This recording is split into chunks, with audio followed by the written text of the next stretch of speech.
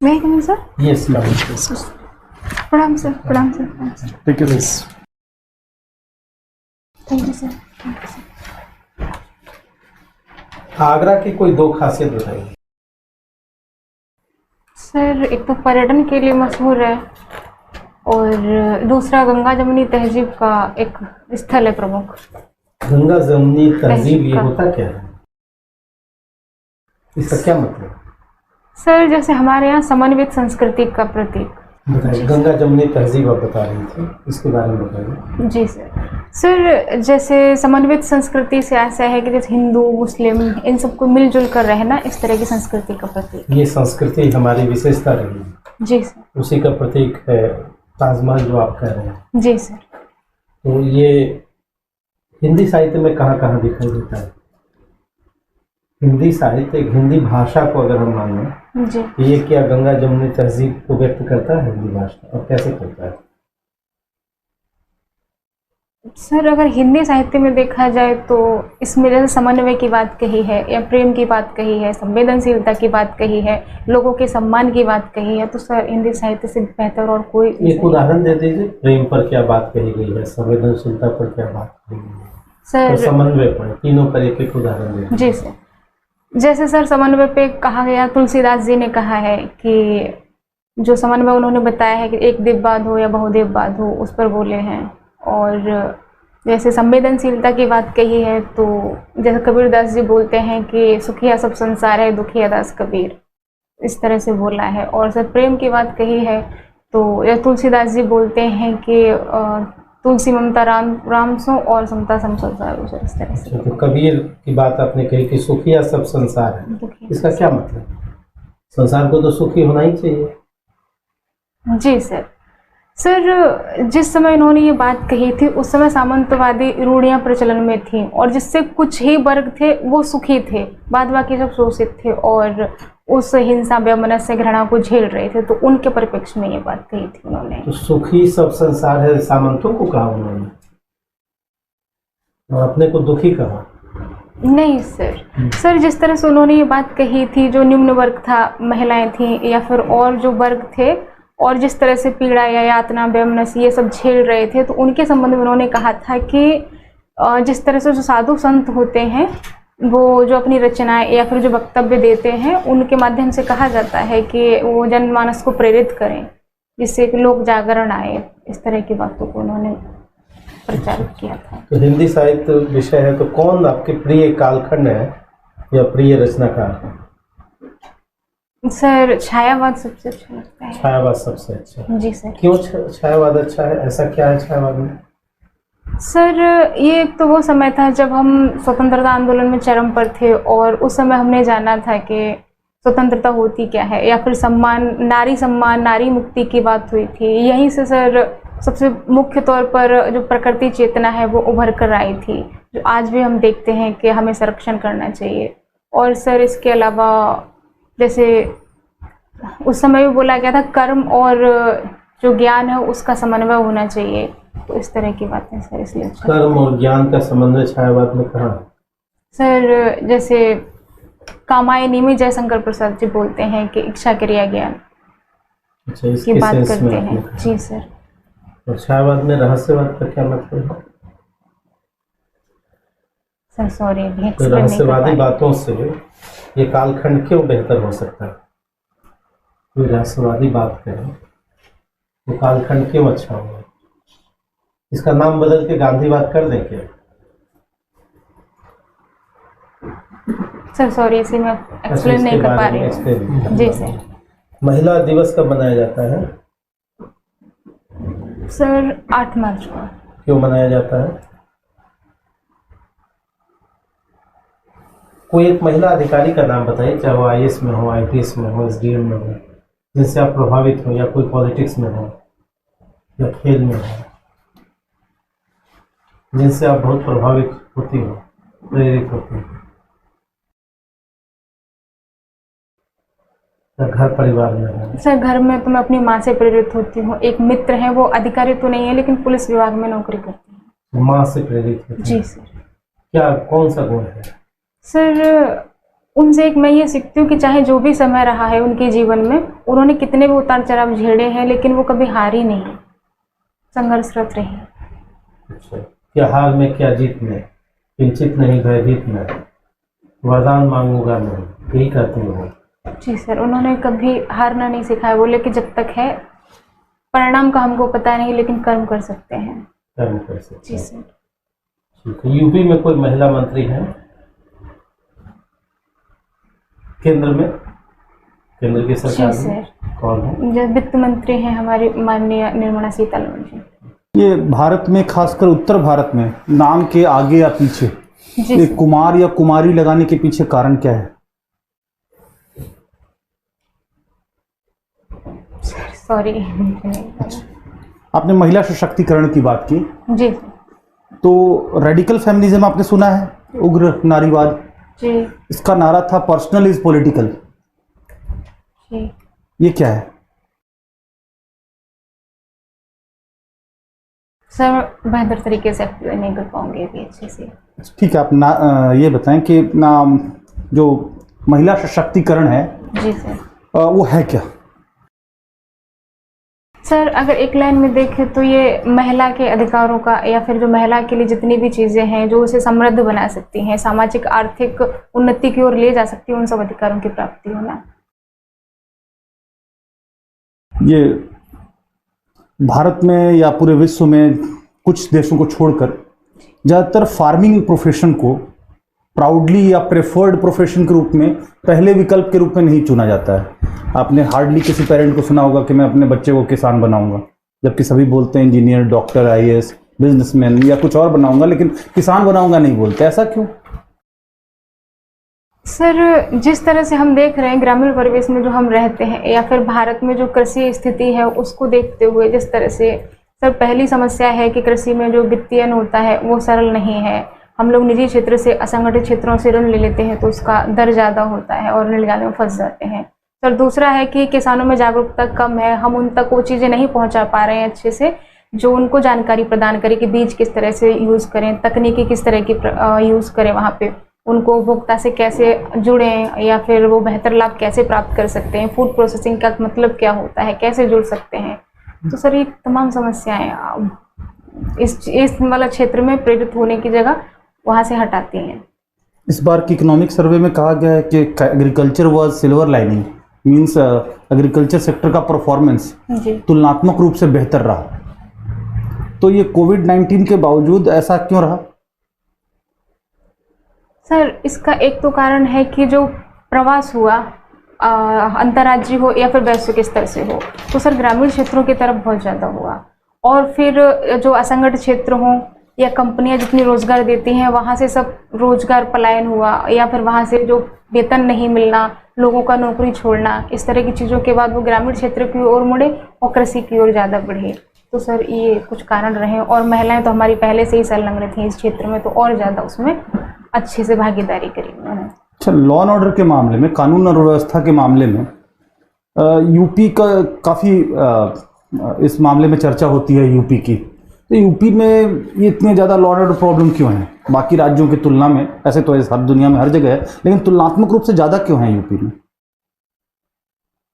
Sir first देखें कि शिक्षा की दर थोड़ी कम है, उसको बढ़ाना होगा हमको। सर दूसरा है स्किल, और स्किल ना होने की वजह से जो हमारे युवा हैं वो सरकारी योजनाएं हैं, सरकार जितने लाभान्वित कार्यक्रम चला रही है उन तक उनकी पहुंच नहीं हो पा रही है, तो वो फिर आय अर्जन के लिए फिर उन्हीं क्षेत्रों की तरफ बढ़ जाते हैं, अपराध की तरफ। फिर सर तीसरा है कि जो हमारा इंफ्रा है वो उस लायक नहीं हो पाता, जैसे कि हम प्रशिक्षण अच्छा नहीं दे पा रहे हैं, उनको स्किल नहीं बना पा रहे हैं। और जैसा कि अब कोविड-19 के बाद इस क्षेत्र में तेजी देखी जा रही है कहीं ना कहीं। फिर सर चौथा है कि जो लॉ एंड ऑर्डर होता है उसमें भी सुधार की गुंजाइश बाकी है। और सर जो सिक्योरिटी या फिर सुरक्षात्मक जो इंफ्रा कहते हैं कि सीसीटीवी कैमरे, प्रॉपर लाइटिंग होनी चाहिए, सर उस तरह की व्यवस्था भी कम है। और सर पांचवा देखते हैं तो जागरूकता कम है, जैसे कि जो महिलाएं होती हैं या फिर अन्य लोगों के लिए भी सुरक्षा चाहिए तो उसमें डायल 100 होता है, एकीकृत हेल्पलाइन नंबर है, तो उन सब के प्रति भी अवेयरनेस कम है। सर ये कारण है मुख्यतः। कर्म ज़्यादा महत्वपूर्ण है या ज्ञान? सर अगर वैसे देखें तो दोनों ही महत्वपूर्ण हैं, दोनों ज़्यादा? ही। सर अगर ज़्यादा कहें तो फिर कर्म सकारात्मक दिशा में है तो सकारात्मक दिशा में है तो कर्म। तो कर्म योग और ज्ञान योग में कौन ज़्यादा अच्छा है? सर अगर वर्तमान परिप्रेक्ष्य में देखा जाए तो फिर कर्मयोगी बेहतर है, सकारात्मक दिशा में हो रहा है। वेस्ट मटेरियल का यूज आप कैसे करती हैं? सर बड़े स्तर पर नहीं, छोटे छोटे जैसे बोतलें खाली हो गई तो उनका कटिंग करके कुछ फूलदान बना दिया, सर इस तरह से कर लेते हैं। कोई अभी गवर्नमेंट ने कोई पॉलिसी लाई है क्या? कोई इस पे एक्ट आया है क्या वेस्ट मैनेजमेंट से? सेंट्रल गवर्नमेंट कोई पॉलिसी लेके आई है क्या इस पे? जी सर, अपशिष्ट प्रबंधन अधिनियम 2018 जो 16 और 11 में संशोधन है। क्या है वो? सर इसमें ये कहा गया है कि जो जैसे प्लास्टिक होता है तो उसके जो उत्पादककर्ता इकाइयां हैं वो उसको संग्रहित करेंगी और पंचायत स्तर पर भी इसकी जिम्मेदारी दी गई है। वहीं देखा गया है कि जो जागरूकता भी फैलाएं कि हम जूट के जो थैले होते हैं उनको लेकर जाएं, और अपशिष्ट जो प्रबंधन नीति है उसके तहत बोला गया है कि अब इसको जो प्रबंधन है अपशिष्ट का सबसे ज़्यादा अपशिष्ट घरेलू चीज़ों से आता है या जो आईटी का जो ये होता है वेस्ट, वर्ल्ड वाइड अगर हम देखें तो आईटी का वेस्ट ज़्यादा है या इन सब चीज़ों का है जो घरेलू वेस्ट है? सर सॉरी डाटा नहीं पता है। अच्छा कोई बात नहीं। तो कृषि और हेल्थ ये दोनों किस सूची में है? केंद्र सूची में, राज्य सूची में या समवर्ती सूची में? सर कृषि और हेल्थ दोनों राज्य सूची के विषय हैं। तो फिर इसमें केंद्र ने क्यों कानून बनाया? सर एक 9वीं अनुसूची है जिसमें कोई भी विषय डालकर इसे व्यापार और वाणिज्य के आप ये कहना चाह रहे हैं कि जो कृषि कानून मोदी सरकार के इनिशिएटिव से बना है वो 9th शेड्यूल में डाला गया, ये कहना चाह रहे हैं? नहीं सर, मैं ये नहीं कह रही हूँ सर, मैं शायद समझा नहीं पा रही आपको अच्छे से। Take your time. कोई बात नहीं, सॉरी नहीं हो पा रहा। किसी महिला रचनाकार का नाम बताइए। कोई बहुत लोगों को पुरस्कार भी मिला है, कई सारे लोग हिंदी में हैं, किसी एक के बारे में कोई महिला रचनाकार जिससे आप प्रभावित हो। मीरा हो सकती हैं, माधवी वर्मा हो सकती हैं। जी सर। महिला लेखन धारा में कई उपन्यासकार हो सकते हैं, मनु भंडारी हो सकती हैं, नासिरा शर्मा हो सकती हैं। जी सर। कौन, कोई किसी को पढ़ा आपने? जी सर, जैसे छायावाद में है महादेवी वर्मा। महादेवी वर्मा को पढ़ा है? जी सर। कौन सी उनकी रचना है, एक दो रचना का नाम बताइए। सर जैसे उनके संस्मरण हैं पथ के साथी, अतीत के चलचित्र, सर इस तरह लिखा है। संस्मरण होता क्या है? सर ये स्मरण या स्मृति पर आधारित एक गद्य विधा है जिसमें हम प्राचीन जो पुरानी स्मृतियां होती हैं उनके आधार पर एक रचना करते हैं किसी भी। कविता और गद्य में क्या डिफरेंस है? किसको कविता बोला जाए और क्यों कविता, और गद्य में क्या डिफरेंस है? गद्य कब लिखा जाएगा, कविता कब लिखी जाएगी? जी सर। सर जैसे गद्य होता है विचार प्रधान होता है, और वहीं जो पद्य होता है या कविता होती है उसमें मधुरता, संक्षिप्तता और तुकांता, लय, ये सब विशेषताएं होती हैं। कविता में विचार नहीं होते, भावना प्रधान। सर विचार होते हैं लेकिन उनको भावनाओं से ज़्यादा, भावनाओं से ज़्यादा चीज़ भावनाएं ज़्यादा होती हैं। जैसे हम कहें कि भाई झूठ मूठ सुजला सुफला के गीत ना बन गाएंगे, इसमें तो विचार ही है। सांप तुम सभ्य तो हुए नहीं, विचार ही है, इसमें भावना तो है ही नहीं। जी सर, दोनों का मिश्रण है, मतलब विचार थोड़े से भावना को पीछे छोड़ करके प्रयोगवाद यज्ञ करते हैं कि नहीं बुद्धि से देखो चीज़ों को, भी कविता लिखते हैं। तो आपका डिफिनेशन तो था भावना से ही कविता लिखी जाएगी, आज की कविताएं तो समस्याओं पर केंद्रित। बताइए, आप कविता भी लिखती हैं क्या? नहीं सर, कविता नहीं लिखती। एक प्रशासनिक अधिकारी बनने में हिंदी का क्या योगदान है? हिंदी क्यों पढ़ा? आप पढ़ती पॉलिटिकल साइंस, लोक प्रशासन, हिंदी का क्या कारण है? सर पहला है जैसे संवेदनशीलता, कि हम लोग जितने वर्ग होते हैं, कार्य विविधता ज़्यादा है तो लोगों के प्रति संवेदनशील होंगे तो फिर उनकी समस्याओं को अच्छे से समझ पाएंगे। सर दूसरा है, यहाँ पे हम कर्म की ओर प्रेरित हो सकते हैं कि नहीं, हमको देरी नहीं करना है, ढीला ढाली नहीं करना है, हमको अच्छे से काम करते रहना है और जो सुशासन की तरफ बढ़ना है। ठीक है। लोहिया का नाम सुना है क्या? राम मनोहर लोहिया। जी सर। ये कौन व्यक्ति थे, कहाँ के थे, क्या योगदान? कोई बात नहीं। सामने एक फोटोग्राफ है बुद्ध जी का, महात्मा बुद्ध। जी सर। इन्होंने पहला उपदेश कहाँ दिया? सर सारनाथ में। सारनाथ में दिया। जी सर। सही बता रही हूँ? गया में दिया। जी सर, जहाँ तक मुझे याद आ रहा है सारनाथ। ठीक। एक क्वेश्चन और, आस्था, आपने कहा कि संवेदनशील हो जाते हैं हिंदी साहित्य पढ़ के, तो आस्था और प्रेम में क्या अंतर है?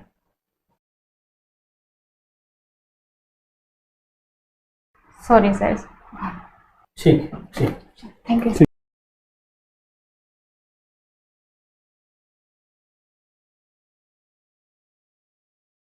बताइए आपको कैसा लगा अपना परफॉर्मेंस? सर तैयारी की जरूरत है। तैयारी की ज़रूरत है। कहाँ कहाँ पे आपको लैक लगा अपनी तरफ से? सर अभी मुझे हिंदी साहित्य पे काम करना है। हिंदी साहित्य पे काम करना, और किस पे जी काम सर। करना है? सर और करंट के जितने मुद्दे हैं उनको Current। अच्छे से देख के जाना है। और कोई बात लगी हो? सर आप प्लीज मार्गदर्शन कीजिए। ठीक। आपका चूंकि पैटर्न प्रोफेशन फार्मिंग है जी सर। और फार्मिंग लॉज भी आए हैं, तो आपसे इससे क्वेश्चन बनेंगे ही बनेंगे। जी सर। ये उसको अच्छे तरीके से तैयार कर लीजिए। जो कृषि के कानून हैं, कृषि सब्जेक्ट भले है लेकिन फूड सप्लाईज, सिविल सप्लाईज और फूड सिक्योरिटी ये सेंट्रल गवर्नमेंट की जिम्मेदारी है, जी सर। इसीलिए उसमें सेंटर का लॉ है। जी दूसरा सर। हेल्थ भी स्टेट सब्जेक्ट है, लेकिन to assist the efforts of state, centre का एफर्ट, तो आप पे ये क्वेश्चन आएगा ही आएगा एग्रो पे। दूसरा, महिला जो कैंडिडेट होती हैं उनसे विमेन एम्पावरमेंट या रेडिकल फेमिनिज्म या फेमिनिज्म, इनसे क्वेश्चन काफ़ी रहते हैं, उसको भी अच्छे से गाढ़ा, क्योंकि सर। कुछ चीज़ें बहुत नेचुरल होती हैं। जैसे फीमेल कैंडिडेट से आमतौर पे विमेन एम्पावरमेंट घूम फिर के पूछ ही लेते हैं, जी सर। तो ये चीज़ भी आप आपसे पूछेंगे महादेव बाबा, जी। हो सकता है कि मेल कैंडिडेट से न पूछे, जी सर। हाँ महिला लेखन पूछेंगे, है ना? तो वो सब थोड़ी महिलाओं की समस्या, प्रेमचंद, ऐसा है ना? जी सर। कभी भी जैसे सर ने आपसे पूछा है कि ज्ञान और कर्म में कौन महान है, कभी भी बाइनरी क्वेश्चन आए इंटरव्यू में तो उसमें फंसने के बजाय आप उसको या तो साधन साध्य के रूप में एक्सप्लेन करें, या तो बाइनरी आंसर देने के बजाय ये कहें कि मेरे मानने में दोनों महत्वपूर्ण है, जब तक कि दूसरा कोई खराब पक्ष नहीं है। ज्ञान भी महत्वपूर्ण है, कर्म भी महत्वपूर्ण है। तो मतलब आप जरूरी नहीं है कि आप उसको डिजिटल आंसर दें कि नहीं ज्ञान, नहीं कर्म, क्योंकि वहां फंसने के चांसेस रहेंगे। तो आपको बाइनरी क्वेश्चन जब भी आए तो आप चाहे तो उसको साधन साध्य के रूप में कर लें या दोनों को महत्वपूर्ण। दो नदियां, एक गंगा एक जमुना, दोनों नदियां अच्छी हैं। दोनों पूरा ज्ञान साधन है, कर्म ध्यान रखिए सर अच्छे से आगे सर। तो आपका एक पॉजिटिव पक्ष है कि कूल एंड कंपोज्ड है, आपने हड़बड़ी नहीं है, हाँ, ये पैनिक नहीं है, है ना? पैनिक नहीं, ये बहुत बड़ी बात है। जवाब आपने नहीं भी दिया, हाँ, तभी मुस्कुराहट के साथ कूल एंड कंपोज है, कोई एक गाड़ी छूट नहीं रही ऐसी बात। ये अच्छा है, आत्मविश्वास। आत्मविश्वास शायद आपके बैकग्राउंड के कारण भी हो। ये एक जो गंगा जमुनी तहजीब जो सर ने पूछा था उसमें थोड़ा सा और एलाबोरेट करते, उसको थोड़ा सा टेक्निकली भी बता देते कि मल्टीकल्चरलिज्म, बहुसंस्कृतिवाद, कंपोजिट कल्चर, जो वेस्टर्न कल्चर से फर्क है। वैसे तो नाम नहीं रहेगा इंटरव्यू बोर्ड पे, लेकिन मैंने एक क्वेश्चन पूछा कुमार या कुमारी का। जी सर। नॉर्थ इंडिया में कुमार या कुमारी से लगाते हैं कि भगवान शिव के पुत्र थे कुमार, कार्तिकेय, स्कंद, जिनका 100% स्ट्राइक रेट था मिलिट्री वारफेयर में। तो हर पिता अपने पुत्र में 100% स्ट्राइक रेट देखना चाहता है, उसी का आदर्श देखना चाहता है, उसी का काउंटर पार्ट कुमारी हो गया, कुमार। जी सर। इस बार पास कर जाएंगे। आपकी जो समस्या है ना, समस्याएं नोट कर लीजिएगा, एक दिन बैठ जाइएगा, तो अभी आपके पास तो समय भी है। Thank you sir. Thank you.